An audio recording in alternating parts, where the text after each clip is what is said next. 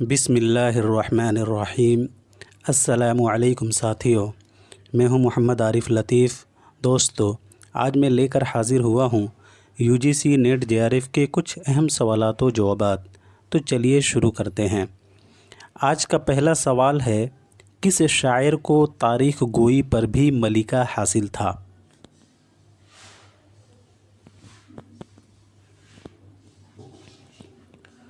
تو اس کا صحیح جواب ہو جائے گا مومن خواہ مومن، سی والا اس کا صحیح جواب ہو جائے گا۔ مومن خواہ مومن کے بارے میں پچھلی کلاس میں ذکر ہو چکا ہے، تو بڑھتے ہیں اگلے سوال کی طرف۔ آپ لوگ مومن خواہ مومن کی پیدائش وفات کمنٹ باکس میں لکھ کر کریں گے۔ اگلا سوال ہے، مختلف اجزائے ترکیبی سے تشکیل کردہ مرثیے کی خارجی حیت کو پہلی بار کس نے متعارف کرایا تھا، جسے انیس و دبیر نے انتہائے کمال تک پہنچا دیا؟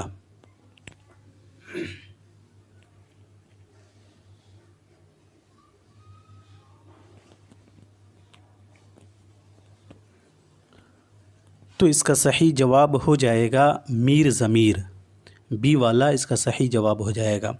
اب بات کر لیتے ہیں میر ضمیر کے بارے میں۔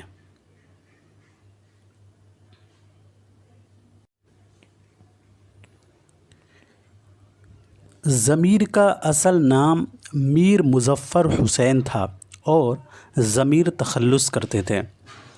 میر مظفر حسین ضمیر اپنے آپ کو استاد دبیر کہتے تھے۔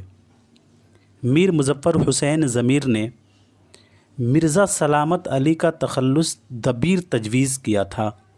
ضمیر نے مرزا سلامت علی کا تخلص دبیر تجویز کیا تھا۔ میر ضمیر نے مرثیے کے اجزائے ترکیبی متعین کیے ہیں۔ کس نے مرثیے کے اجزائے ترکیبی متعین کیے ہیں؟ تو میر ضمیر نے۔ میر ضمیر نے مرثیے کے اجزائے ترکیبی متعین کیے ہیں۔ چہرہ مرثیہ کا وہ جز و ابتدائی حصہ ہے جس میں شاعر تمہید کے طور پر ایسے مضامین بیان کرے جیسے صبح کا منظر، رات کا سماع، حمد، نعت، منقبت وغیرہ کا بیان ہو۔ چہرے میں براعت استحلال کی صورت ملتی ہے، یہ موسٹ امپورٹنٹ پوائنٹ ہے۔ چہرے میں براعت استحلال کی صورت ملتی ہے۔ سراپا مرثیہ کے ہیرو کا قد و قامت اور رنگت کا بیان ہوتا ہے۔ سراپا میں مرثیہ کے ہیرو کا قد و قامت اور رنگت کا بیان ہوتا ہے۔ رخصت میں ہیرو کا میدان جنگ میں اجازت لے کر رخصت ہونا ہوتا ہے۔ آمد مرثیہ کے اس جز میں ہیرو کا گھوڑے پر سوار ہو کر میدان جنگ میں جانے کا بیان ملتا ہے۔ آمد میں ہیرو کا گھوڑے پر سوار ہو کر میدان جنگ میں جانے کا بیان ملتا ہے۔ رجز ہیرو میدان جنگ میں پہنچ کر فوج اعداد سے فخریہ انداز میں اپنے آبا و اجداد کے نام سے واقف کرتا ہے اور اپنی شجاعت و دلیری کا اظہار کرتا ہے۔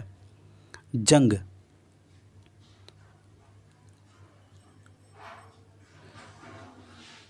ہیرو کا میدان جنگ میں بہادری سے جنگ کرنا ہے۔ شہادت ہیرو کا میدان جنگ میں زخمی ہو کر شہید ہونے کا منظر بیان کیا جاتا ہے۔ شہادت میں ہیرو کا میدان جنگ میں زخمی ہو کر شہید ہونے کا منظر بیان کیا جاتا ہے۔ بین میں ہیرو کی موت پر اظہار رنج و ملال کیا جاتا ہے۔ مرثیہ عربی زبان کا لفظ ہے جو کہ رسا سے لیا گیا ہے، جس کے لغوی معنی ہیں وصف میت، یعنی میت کا وصف، جو بین کے مترادف ہے۔ اور دوسری جگہ مرثیے کے معنی مردے پر رونے کے ہیں۔ مرثیے کو تشبیب سے سودا نے متعارف کرایا جو آگے چل کر چہرہ سے منسوب ہوئی۔ اور یاد رہے کہ میں نے ابھی ذکر کیا ہے کہ چہرہ میں براعت استحلال کی صورت ملتی ہے، اور مرثیے کو تشبیب سے سودا نے متعارف کرایا جو آگے چل کر چہرہ سے منسوب ہوئی ہے۔ مرثیہ کے حوالے سے خواجہ الطاف حسین حالی کا قول ہے، زندوں کی تعریف کو قصیدہ کہتے ہیں اور مردوں کی تعریف جس میں تأسف اور افسوس بھی شامل ہوتا ہے مرثیہ کہتے ہیں۔ اب بڑھتے ہیں اگلے سوال کی طرف۔ آزادی سے قبل منٹو کے افسانوں پر چلائے گئے مقدموں کی رودات کس کتاب میں بیان کی گئی ہے؟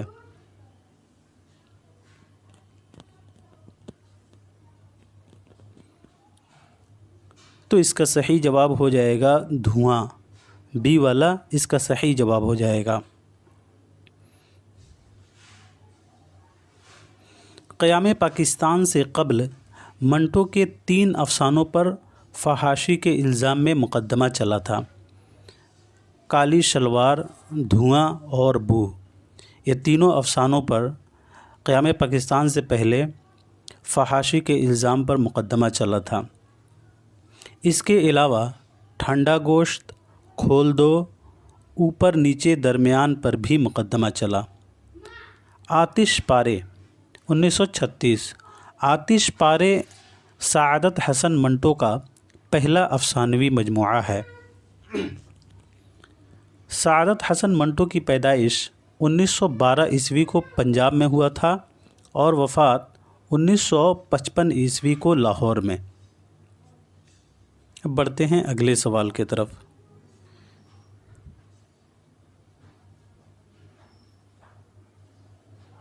ابتدا میں آزاد نظم کی حیت کو فروغ دینے میں کس کا کردار اہم ہے؟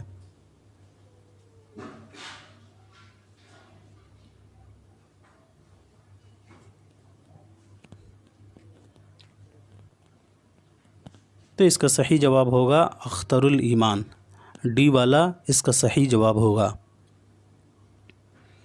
اب بات کر لیتے ہیں اختر الایمان کے بارے میں اور اختر شیرانی کے بارے میں۔ اختر شیرانی کا اصل نام محمد داؤد خاں اور تخلص اختر تھا۔ اختر شیرانی کی پیدائش 1905 عیسوی کو ٹونک راجستھان میں ہوا تھا اور وفات 1948 عیسوی کو۔ ان کے والد کا نام حافظ محمود شیرانی تھا۔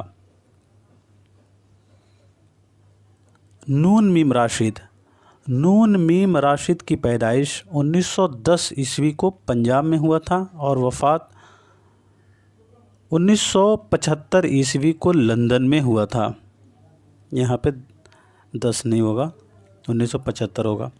نون میم راشد کی پیدائش 1910 عیسوی کو پنجاب میں ہوا تھا اور 1975 عیسوی کو لندن میں ان کا انتقال ہوا تھا۔ ابتدا میں آزاد نظم کی حیت کو فروغ دینے میں اختر الایمان کا اہم کردار رہا۔ نظم معرہ کی حیت میں سب سے زیادہ کامیاب نظمیں اختر الایمان نے لکھی ہیں۔ اختر الایمان کا اصل نام محمد اختر الایمان تھا اور پہلے تخلص انجم کرتے تھے۔ اختر الایمان کی پیدائش 1915 عیسوی کو نجیب آباد بجنور میں ہوا تھا اور وفات 1996 عیسوی کو ممبئی میں۔ اختر الایمان نے گریجویشن کے بعد 1942 عیسوی میں ساغر نظامی کی خواہش پر 4 ماہ ماہنامہ ایشیا میرٹھ کی ادارت کی تھی۔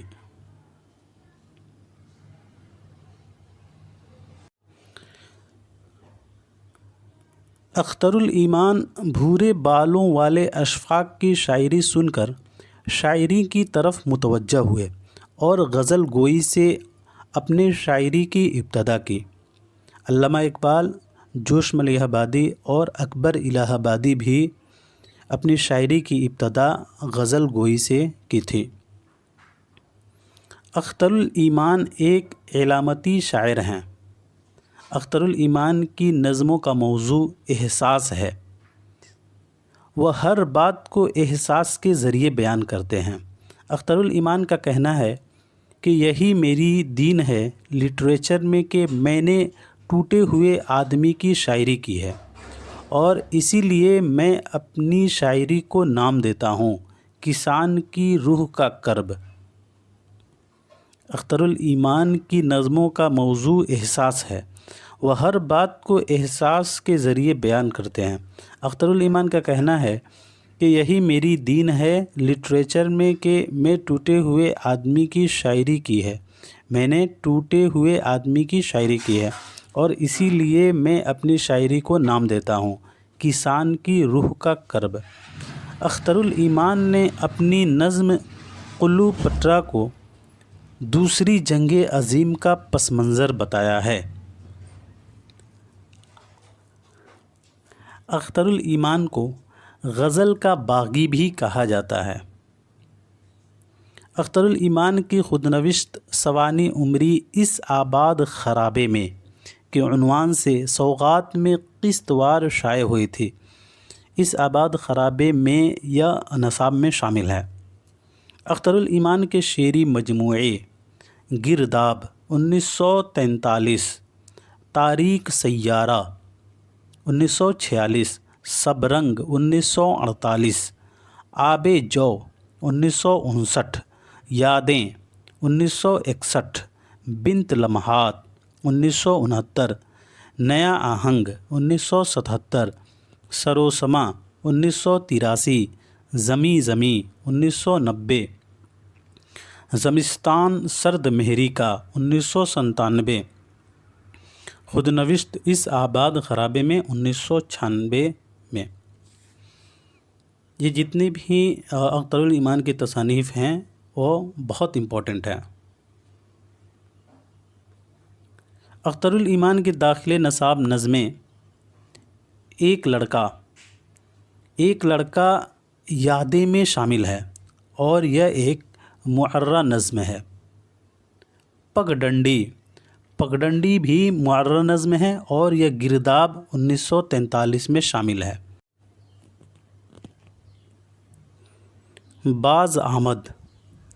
باز آمد آزاد نظم ہے جو بنت لمحات 1969 میں شامل ہے۔ اختر الایمان کی مشہور نظمیں ڈاسنا اسٹیشن کا مسافر، مسجد، عہد وفا، باز گشت وغیرہ ہیں۔ اب بڑھتے ہیں اگلے سوال کی طرف۔ اختر الایمان کی تصنیف یادیں کیا ہے؟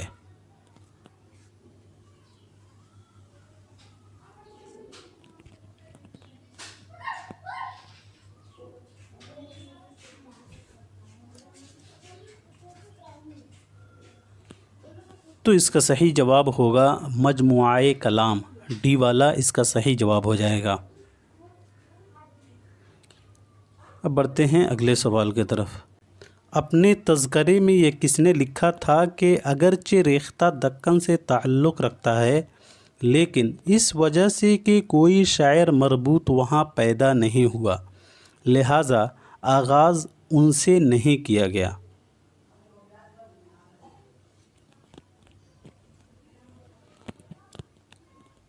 تو اس کا صحیح جواب ہو جائے گا میر تقی میر، ڈی والا اس کا صحیح جواب ہو جائے گا۔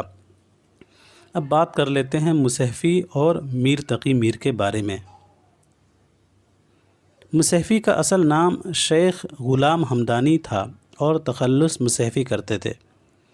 مصحفی کی پیدائش 1747 عیسوی کو امروہہ اتر پردیش میں ہوا تھا، اور وفات 1824 عیسوی کو لکھنؤ اتر پردیش میں۔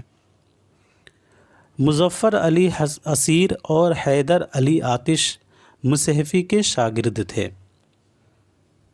میر تقی میر کی پیدائش 1722 عیسوی کو آگرہ میں ہوا تھا، اور وفات 1810 عیسوی کو لکھنؤ میں۔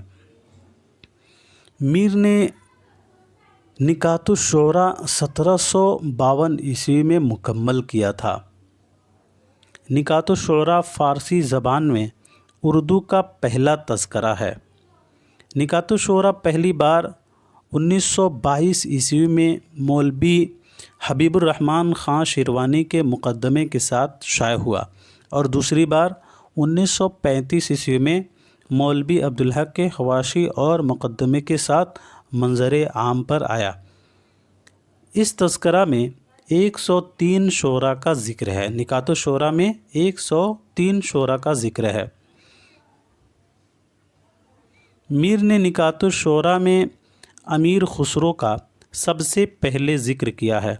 میر کے حساب سے میر کے زمانے میں 3.25 شاعر دہلی میں موجود تھے۔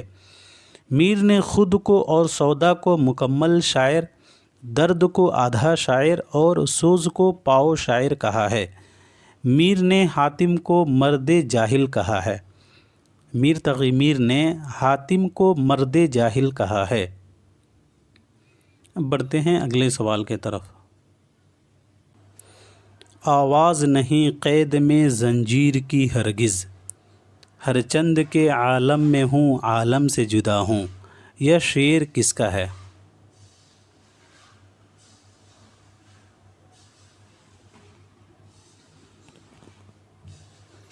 تو اس کا صحیح جواب ہو جائے گا میر تقی میر، سی والا اس کا صحیح جواب ہو جائے گا۔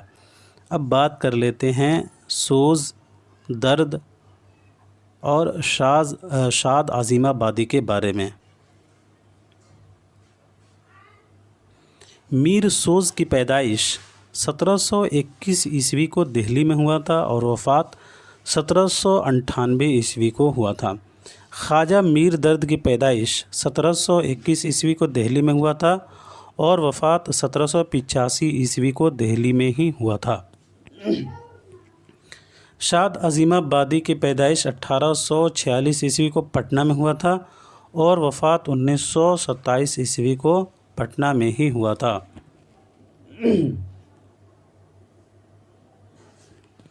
میر تقی میر کے کل 7 دیوان ہیں، جن میں سے ایک فارسی اور 6 اردو میں۔ میر کے والد کا نام محمد علی متقی تھا۔ میر کو خدائے سخن بھی کہا جاتا ہے۔ میر کا اصل نام محمد تقی تھا اور تخلص میر کرتے تھے۔ میر تقی میر کے استاد سراج الدین علی خان آرزو تھے۔ میر کے 2 بھائی محمد حسن اور سوتیلے محمد رضی تھے اور میر کے 2 بیٹے فیض علی اور حسن عسکری تھے۔ میر تقی میر کے چند اشعار: آفاق کی منزل سے گیا کون سلامت، مصائب اور تھے پر دل کا جانا، اسباب لٹا راہ میں یا ہر سفری کا، عجب ایک صحنی سا ہو گیا، اب کے جنوں میں فاصلہ شاید نہ کچھ رہے، دامن کے چاک اور گریباں کے چاک میں۔ بڑھتے ہیں اگلے سوال کی طرف۔ مولانا ابوالکلام آزاد کا نام کیا تھا؟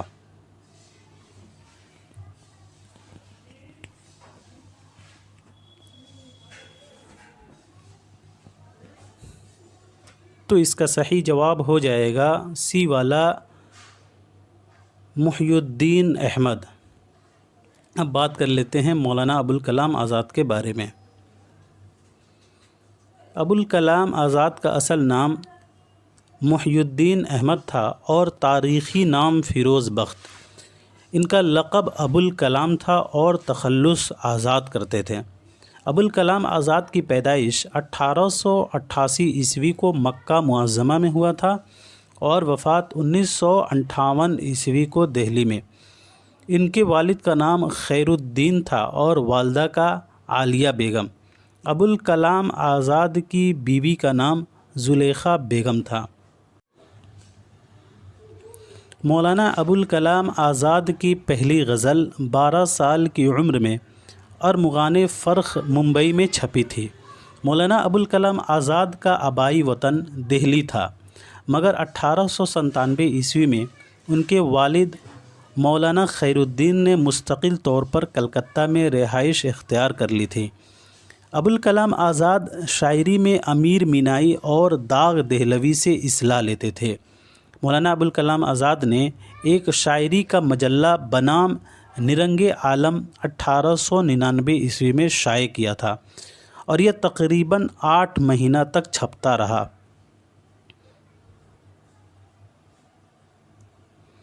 مولانا ابوالکلام آزاد نے 13 سال کی عمر میں رسالہ المصباح 1900 عیسوی میں نکالا تھا جو 4 مہینے تک چھپتا رہا۔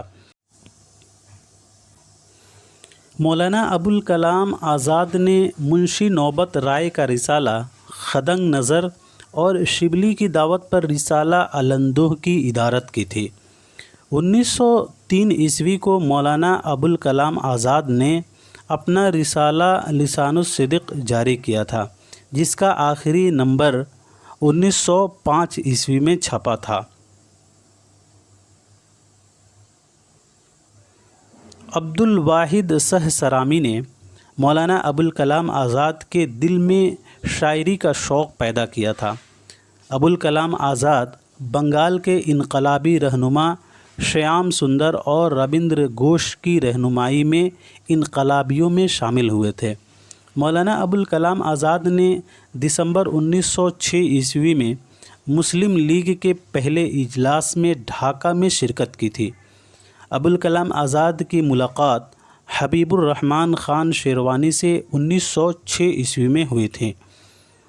مولانا ابوالکلام آزاد کے رسالہ الہلال کا پہلا شمارہ 13 جولائی 1912 عیسوی کو کلکتہ سے شائع ہوا تھا۔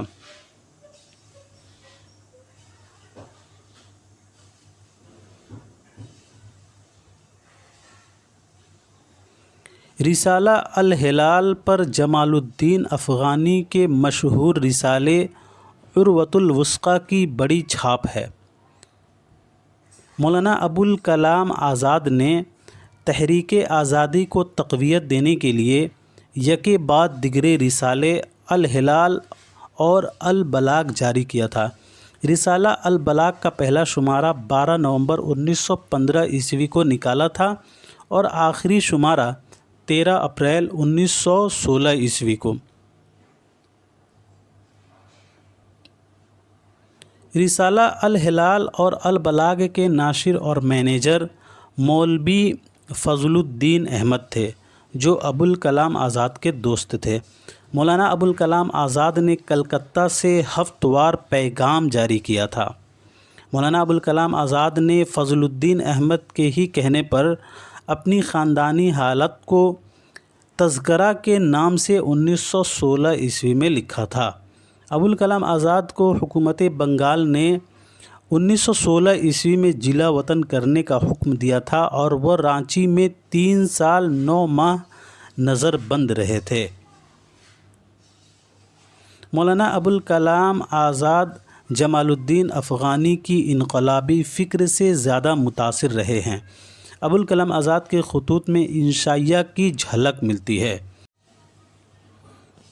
مولانا ابوالکلام آزاد کے سیاسی خیالات سے انگریزی اخبار پانیر نے انگریزوں کو باخبر کیا تھا۔ مولانا ابوالکلام آزاد کی تصانیف کے بارے میں بات کر لیتے ہیں۔ اعلان الحق 1903 مولانا ابوالکلام آزاد کی پہلی کتاب ہے۔ کاروان خیال 1946 یہ خطوط کا مجموعہ ہے۔ غبار خاطر 1946 یہ داخل نصاب ہے۔ البیرونی اور جغرافیہ عالم اس کی سنِ اشاعت 2004 ہے۔ ہندوستان پر حملہ اور مسلمانوں کے فرائض، آزادی اسلام اور احرار اسلام یہ مذہبیات کی کتابیں ہیں۔ حیات سرمد اس کی سنِ اشاعت 1910 عیسوی ہے۔ ولادت نبوی اس کی سنِ اشاعت 1985 ہے۔ میرا عقیدہ اس کی سنِ اشاعت 1909 ہے۔ آزادی ہند، الدین و سیاست، افسانہ ہجر و وصال 1935۔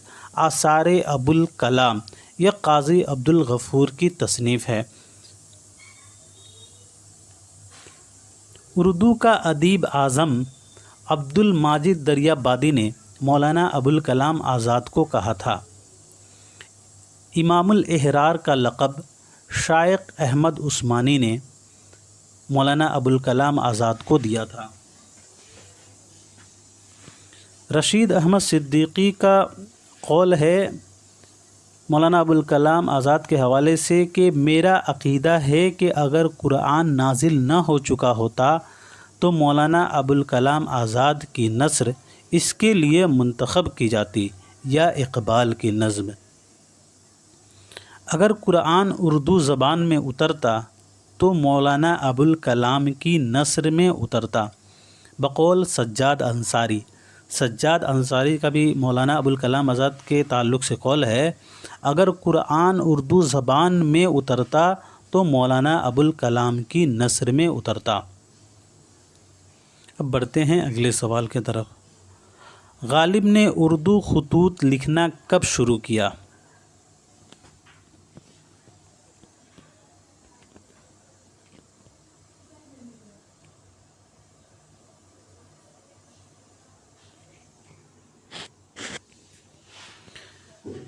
تو اس کا صحیح جواب ہوگا 1848۔ اب بات کر لیتے ہیں غالب کے بارے میں۔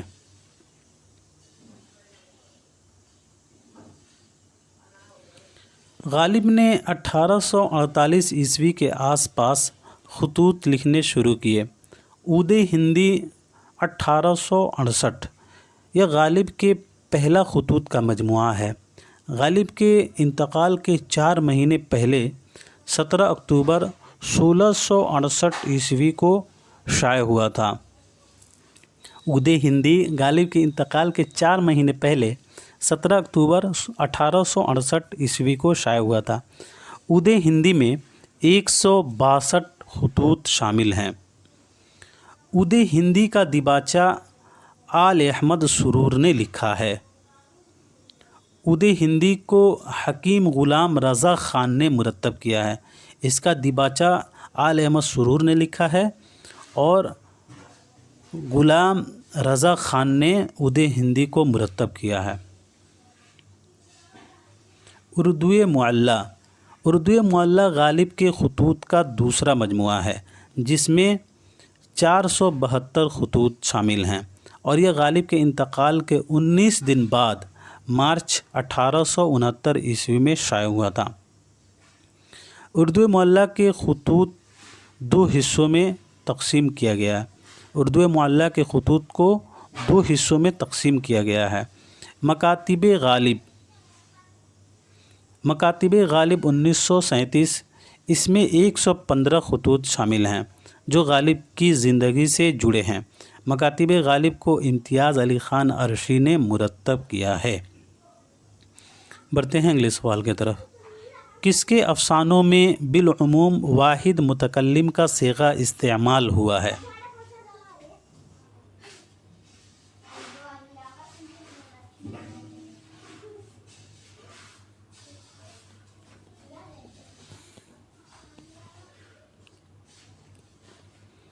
تو اس کا صحیح جواب ہو جائے گا قرۃ العین حیدر۔ سی والا اس کا صحیح جواب ہو جائے گا۔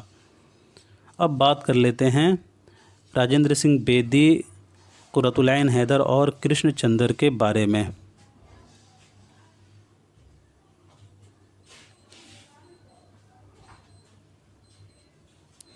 راجندر سنگھ بیدی کی پیدائش ستمبر 1915 عیسوی کو لاہور میں ہوا تھا اور وفات 1984 عیسوی کو ممبئی میں۔ کرشن چندر کی پیدائش نومبر 1914 عیسوی کو پنجاب میں ہوا تھا اور وفات 1977 عیسوی کو ممبئی میں۔ قرۃ العین حیدر کی پیدائش 1927 عیسوی کو علی گڑھ میں اور وفات علی گڑھ میں ہی 2007 عیسوی کو ہوا تھا۔ قرۃ العین حیدر نے اپنے افسانوں میں بالعموم واحد متکلم کا صیغہ استعمال کیا ہے۔ قرۃ العین حیدر کی تحریروں میں جیمز جوائس اور ورجینا وولف کے اثر واضح طور پر دیکھنے کو ملتے ہیں۔ قرۃ العین حیدر ابتدا میں نیلوفر اور عینی بھی کہلائیں۔ فرضی نام ان کا لالا رخ تھا۔ قرۃ العین حیدر کا فرضی نام لالا رخ تھا۔ قرۃ العین حیدر کے والد سجاد حیدر یلدرم مشہور افسانہ نگار تھے۔ قرۃ العین حیدر کو آخری شب کے ہمسفر پر 1990 عیسوی میں گیان پیٹھ ایوارڈ سے نوازا گیا تھا۔ قرۃ العین حیدر کے افسانوی مجموعے ستاروں سے آگے 1947 یہ پہلا افسانوی مجموعہ ہے۔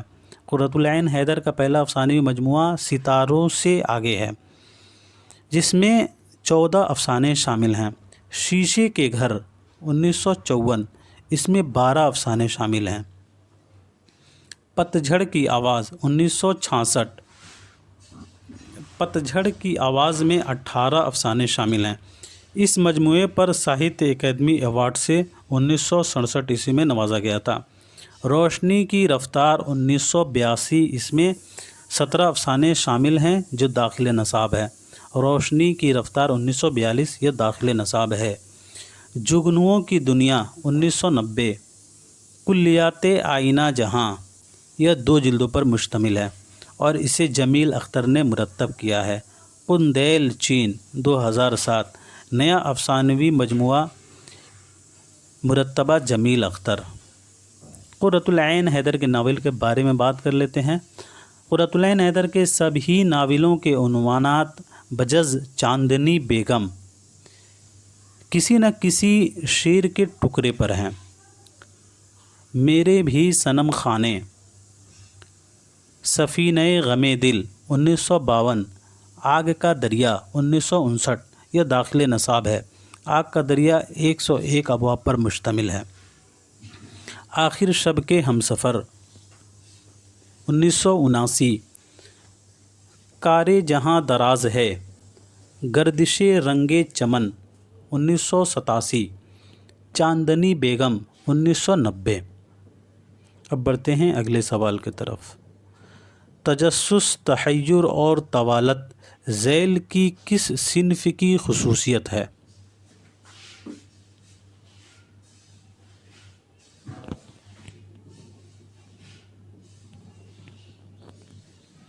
تو اس کا صحیح جواب ہوگا داستان۔ بڑھتے ہیں اگلے سوال کی طرف۔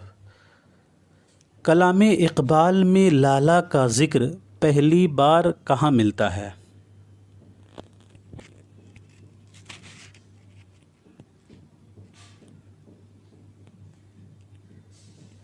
تو اس کا صحیح جواب ہوگا ڈی والا بانگے درا کی غزل میں۔ اب بات کر لیتے ہیں اقبال کے اردو شعری مجموعے کے بارے میں۔ علامہ اقبال کے 4 اردو شعری مجموعے ہیں: بانگے درا، بال جبریل، ضرب کلیم اور ارمغان حجاز۔ بانگے درا 1924 علامہ اقبال کا پہلا اردو شعری مجموعہ ہے۔ بال جبریل 1935 علامہ اقبال کا دوسرا اردو شعری مجموعہ ہے۔ ضرب کلیم 1936 اعلان جنگ دور حاضر کے خلاف تیسرا مجموعہ ہے۔ ارمغان حجاز 1938 علامہ اقبال کا چوتھا مجموعہ ہے۔ ارمغان حجاز آدھا اردو اور آدھا فارسی میں ہیں۔ بانگے درا میں شامل نظمیں: ہمالا، مرزا غالب، ابر کوہسار، ایک مکڑا اور ایک مکڑی، ایک پہاڑ اور گلہری، ایک گائے اور بکری، بچے کی دعا، ماں کا خواب، پرندے کی فریاد، شمع و پروانہ، آفتاب، سید کی لوح تربت، تصویر درد، نالہ فراق، ترانہ ہندی، ہندوستانی بچوں کا قومی گیت، داغ،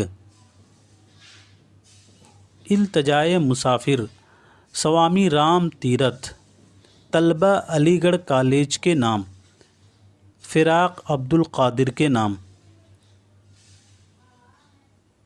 بلاد اسلامیہ، ترانہ ملی، ایک حاجی مدینے کے راستے میں، شکوہ، جواب شکوہ، شمع و شاعر، شبلی و حالی والدہ مرحومہ کی یاد میں، مسلمان اور تعلیم جدید، شعاع آفتاب، شیکسپیئر، خضر راہ، طلوع اسلام وغیرہ ہیں۔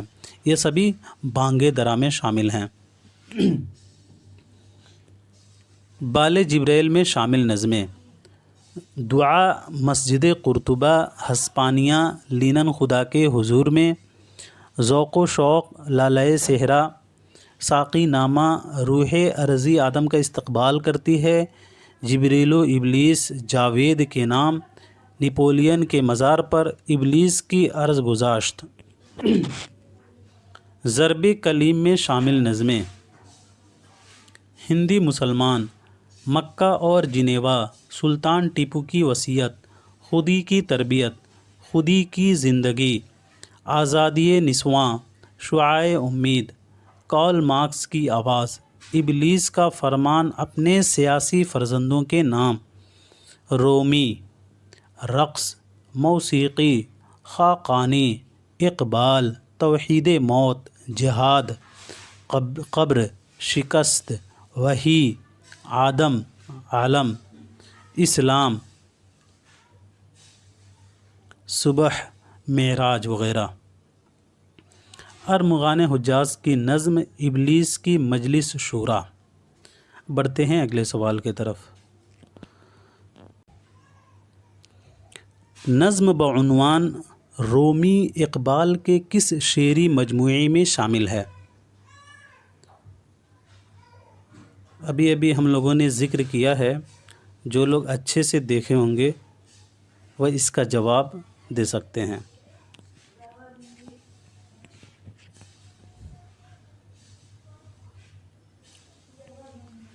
تو اس کا صحیح جواب ہوگا ضرب کلیم، اے والا اس کا صحیح جواب ہو جائے گا۔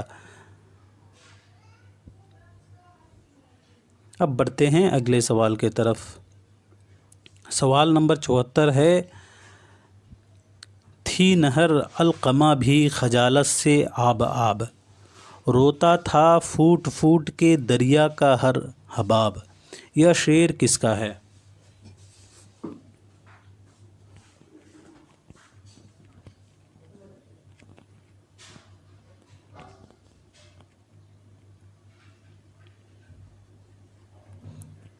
تو اس کا صحیح جواب ہوگا انیس، سی والا اس کا صحیح جواب ہو جائے گا۔ اب بات کر لیتے ہیں راشد، جوش، انیس اور اقبال کے بارے میں۔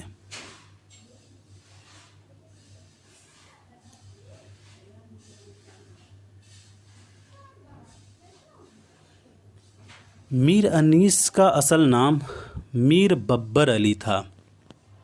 یہاں پہ بر نہیں ہوگا، ببر ہوگا۔ ان کا اصل نام میر ببر علی تھا اور تخلص انیس کرتے تھے۔ پہلے حزی تخلص کرتے تھے، اپنے استاد ناسک کے کہنے پر انہوں نے تبدیل کر دیا۔ انیس کی پیدائش 1802 عیسوی کو فیض آباد میں ہوا تھا اور وفات 1874 عیسوی کو لکھنؤ میں۔ ان کے والد کا نام میر مستحسن خلیق تھا اور دادا کا میر حسن اور پردادا کا ضاحک۔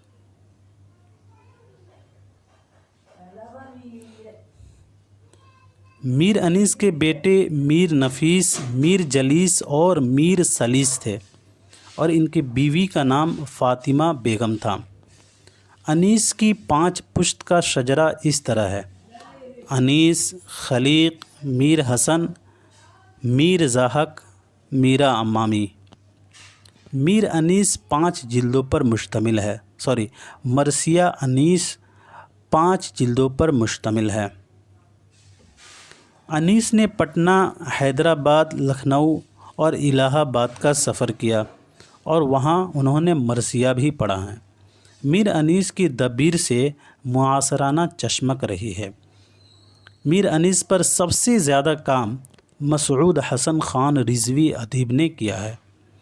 میر انیس کے مشہور مرثیے: بخدا فارس میدان طہور تھا حر، نمک خوان تکلم ہے فصاحت میری، یہ داخل نصاب ہے۔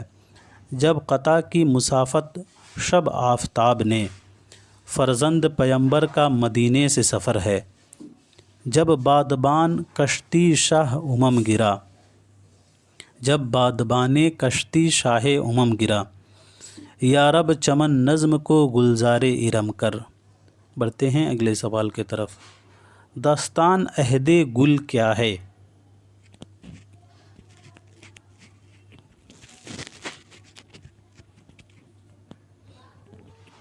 تو اس کا صحیح جواب ہو جائے گا ڈی والا، مضامین کا مجموعہ۔ داستان عہد گل مضامین کا مجموعہ ہے۔ داستان عہد گل قرۃ العین حیدر کے مضامین کا مجموعہ ہے۔ قرۃ العین حیدر کے کل 21 مضامین کے مجموعے ہیں۔ پہلا مضمون داستان عہد گل کے نام سے ہے۔ بڑھتے ہیں اگلے سوال کی طرف۔ ذیل میں انیس کا شعر جغرافیائی اعتبار سے واقعاتی انحراف کی بہترین مثال ہے۔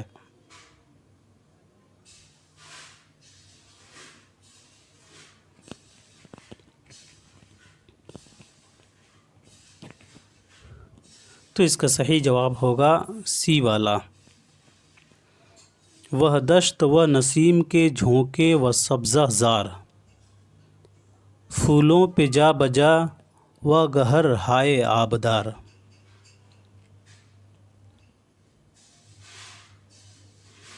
اب بڑھتے ہیں اگلے سوال کی طرف۔ ذیل کے صحیح جوڑ کی نشاندہی کیجیے۔ موسٹ امپورٹنٹ سوال ہے یہ۔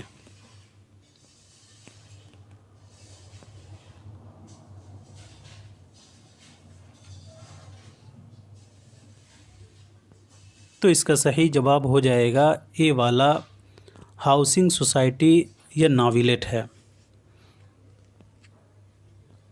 ہاؤسنگ سوسائٹی یہ قرۃ العین حیدر کا ناویلیٹ ہے۔ سیتا ہرن، سیتا ہرن یہ افسانہ نہیں ہے بلکہ ایک ناویلیٹ ہے۔ ستمبر کا چاند، ستمبر کا چاند رپورتاز کا مجموعہ ہے۔ پتجھڑ کی آواز، پتجھڑ کی آواز یہ ناول نہیں ہے، یہ افسانوی مجموعہ ہے۔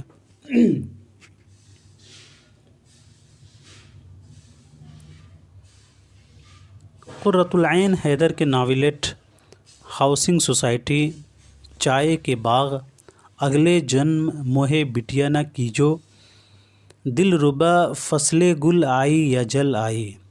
قرۃ العین حیدر کے رپورتاز لندن لیٹر، ستمبر کا چاند یہ جاپان میں ادیبوں کے اجلاس پر مبنی ہے۔ چھٹے اسیر تو بدلا ہوا زمانہ تھا، در چمن ہر وافٹی دفتر حال دیگر است۔ کوہ دماوند یہ ایرانی لڑکی کے ملکہ بننے کی کہانی پر مبنی ہے۔ قید خانے میں تلاطم ہے کہ ہند آتی ہے۔ گلگشت،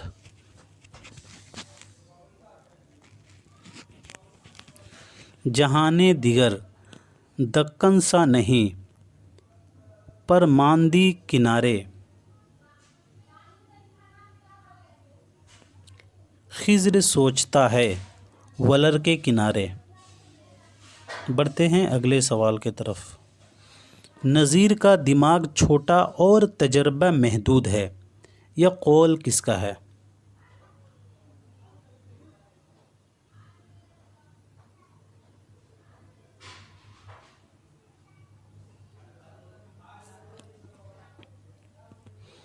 تو اس کا صحیح جواب ہو جائے گا ڈی والا، شمس الرحمن فاروقی۔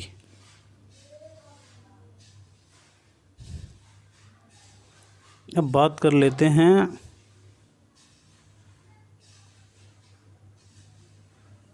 نذیر اکبر آبادی کے بارے میں۔ نذیر اکبر آبادی کا اصل نام شیخ ولی محمد تھا اور تخلص نذیر۔ نذیر کی پیدائش 1740 عیسوی کو دہلی میں ہوا تھا اور وفات 1830 عیسوی کو آگرہ میں۔ بقول کلیم الدین احمد، نظیر کا وجود ہی اردو شاعری کی بے نظیر تنقید ہے۔ نظیر اکبر آبادی اردو شاعری کے آسمان پر ایک درخشندہ ستارہ ہیں۔ بقول کلیم الدین احمد، کلیم الدین احمد کا نظیر احمد کے تعلق سے قول ہے، نظیر اکبر آبادی اردو شاعری کے آسمان پر ایک درخشندہ ستارہ ہیں۔ بقول نیاز فتح پوری، یہاں کبیر کے اخلاق و خسرو کے ذہن کا ایک دلکش امتزاج ملتا ہے۔ نیاز فتح پوری نے نظیر اکبر آبادی کو چٹکلے باز شاعر کہا ہے۔ نیاز فتح پوری نے نظیر کو چٹکلے باز شاعر کہا ہے۔ مجنوں گورکھ پوری نظیر کی نظم کلجگ کو روسے کے معاشرتی عہد نامہ کے مماثل قرار دیتے ہیں۔ نظیر اکبر آبادی کے داخل نصاب نظمیں مفلسی یا 35 بند میں ہیں اور یا مخمس کی حیت میں ہیں۔ آدمی نامہ 18 بند میں ہے اور یہ بھی مخمس کی حیت میں ہے۔ بنجارہ یا 12 بند میں ہیں اور یہ بھی مخمس کی حیت میں ہے۔ نظیر اکبر آبادی کی تینوں نظمیں مخمس کی حیت میں ہیں۔ اب بڑھتے ہیں اگلے سوال کی طرف۔ ان میں سے کون سی داستان لکھنؤ میں لکھی گئی ہے؟ موسٹ امپورٹنٹ سوال ہے یہ۔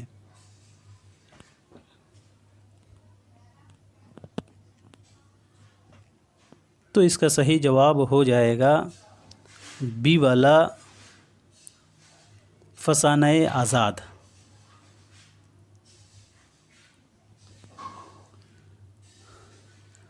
بستان خیال یہ میر محمد تقی خیال کا داستان ہے جو کہ داخل نصاب ہے۔ نو طرز مرصع عطا خان تحسین کا داستان ہے۔ یہ آرائش خیال آپ لوگ کمنٹ باکس میں لکھ کر کریں، یہ کن کی تخلیق ہے۔ فسانہ آزاد 1880 یا پنڈت رتن ناتھ سروشار کی مشہور تصنیف ہے۔ اس کے اہم کردار آزاد، حسن آرا، ہمایوں فر، سحر آرا، نواب ذوالفقار علی، اللہ رکھی، خوجی وغیرہ ہیں۔ فسانہ آزاد 4 جلدوں پر مشتمل ہے۔ فسانہ آزاد پنڈت رتن ناتھ سروشار کا وہ شاہکار ناول ہے جس میں لکھنؤ کی مٹتی ہوئی تہذیب کی لازوال عکاسی کی گئی ہے۔ پنڈت رتن ناتھ سروشار نے فسانہ آزاد اودھ اخبار میں قسط وار ظرافت کے عنوان کے تحت 1878 عیسوی میں لکھنا شروع کیا تھا۔ ناول فسانہ آزاد کے تعلق سے احتشام حسین کا قول ہے، اگر کوئی باقاعدہ پلاٹ ہوتا، کوئی بنیادی خیال ہوتا تو خوجی وہ نہ ہوتا جو آج ہمیں ملا ہے۔ وہ اس بے ترتیبی اور عدم تسلسل کا نتیجہ ہے۔ پروفیسر گیان چند جین نے فسانہ آزاد کو اس کے پھیلاؤ اور بکھراؤ کے پیش نظر داستان اور ناول کی درمیانی کڑی کہا ہے۔ اس وجہ سے یہ سوال بھی آیا ہے کہ کون سی داستان لکھنؤ میں لکھی گئی ہے۔ پروفیسر گیان چند جین نے فسانہ آزاد کو اس کے پھیلاؤ اور بکھراؤ کے پیش نظر داستان اور ناول کی درمیانی کڑی کہا ہے۔ بڑھتے ہیں اگلے سوال کی طرف۔ آج کا آخری سوال ہے، کھڑی بولی کے مقابلے میں شور سینی، اپبھرنش اور پراکرت کس کی سچی جانشین ہے؟